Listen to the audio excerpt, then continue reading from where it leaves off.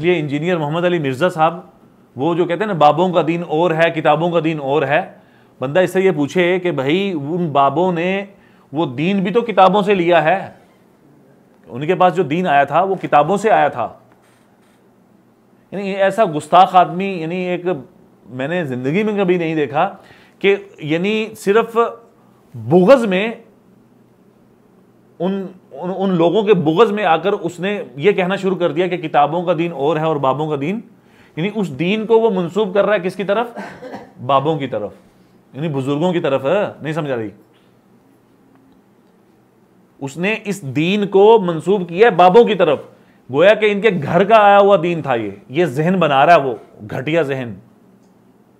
हालांकि उन बाबों ने जो दीन हासिल करके उम्मत तक या अपनी अपनी कौमों तक पहुंचाने की कोशिश की, वो दीन उन्होंने किताबों से हासिल किया था। इंजीनियर साहब, जैसा कि आपके पास इल्म है वो आपने किताबों से ही हासिल किया है ना। और अगर इससे पूछो ना कि आपके उस्ताद कौन है, तो ये अपने उस्ताद असातिज़ा का तज़किरा नहीं करता कि मैंने इल्म किन असातिज़ा से हासिल किया है, ये भी नहीं बताएगा वो कभी भी। यार एक हदीस मैंने कभी किसी आलिम से नहीं सुनी, लेकिन वो हदीस मैंने किसी किताब में अगर पढ़ ली है तो इसका मतलब तो ये हुआ कि जो किताब का लिखने वाला मुसन्निफ था उसने अपनी किताब में उस हदीस को जो नकल किया है सनद के साथ, इसका मतलब तो ये हुआ कि मैंने उस मुसन्निफ की हदीस को जो हासिल किया है गोया कि इन बाबों के जरिए ही हासिल किया है। कि किताबों का दीन और है जी, बाबों का दीन और है।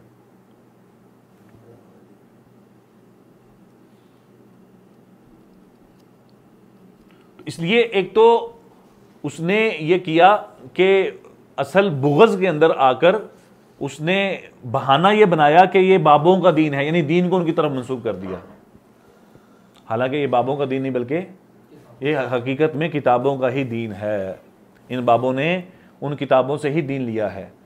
इंजीनियर साहब जो ये कहते हैं कि बाबों का दीन और है और किताबों का दीन और है, इंजीनियर साहब से मैं ये पूछना चाहूँगा कि किताबों की शक्ल तो ये कितनी, ये तो 2-3 सदियों के बाद शुरू हुआ है काम।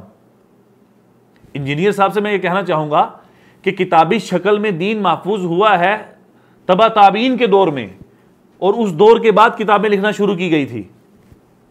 इमाम बुखारी, इमाम मुस्लिम, इब्ने माजा, निसाई, ये जो मुहद्दिसीन गुजरे हैं जितने भी, इन मुहद्दिसीन का दौर तो तबा ताबीन के बाद का दौर है।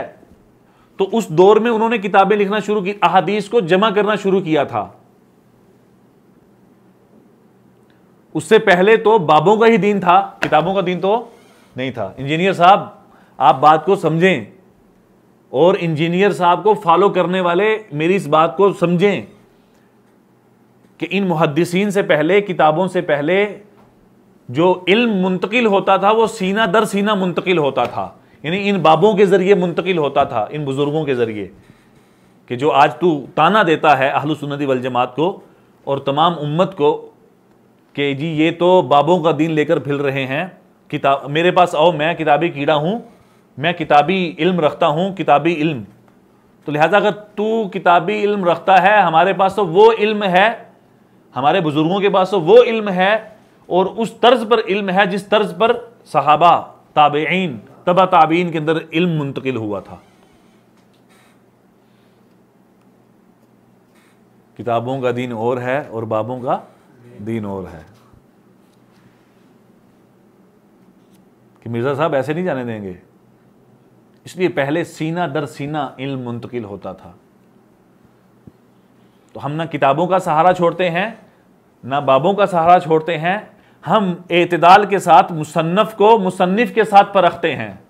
इसलिए कोई किताब ऐसी नहीं है जिस किताब में आपको मुसन्निफ के हालात नजर ना आए। इमाम बुखारी को पढ़ने से पहले, इमाम बुखारी की तसनीफ को पढ़ने से पहले इमाम बुखारी को पढ़ना पड़ेगा, पता लगेगा इमाम बुखारी थे कौन जिन्होंने अपनी किताब के अंदर अहादीस का मजमुआ जमा कर दिया। ये तो इतनी ज्यादा एहतियात करने वाले लोग थे कि अगर किसी के अंदर एक जर्रा बराबर भी झूठ साबित हो जाता था तो उससे वो हदीस नहीं लेते थे। तो इतनी एहतियात के बाद उन्होंने किताबों के अंदर इन चीज़ों को जमा किया है, तब जाकर ये इल्म उम्मत तक मुंतकिल हुआ है। लिहाजा किताबों के साथ बाबों की भी ज़रूरत है। अगर मिर्ज़ा साहब आप सिर्फ किताबों के चक्कर में रहे और उम्मत को बाबों से, बुजुर्गों से दूर रखा, तो ये गुमराह होगी, दूसरों की भी गुमराही का जरिया बनेगी कौम।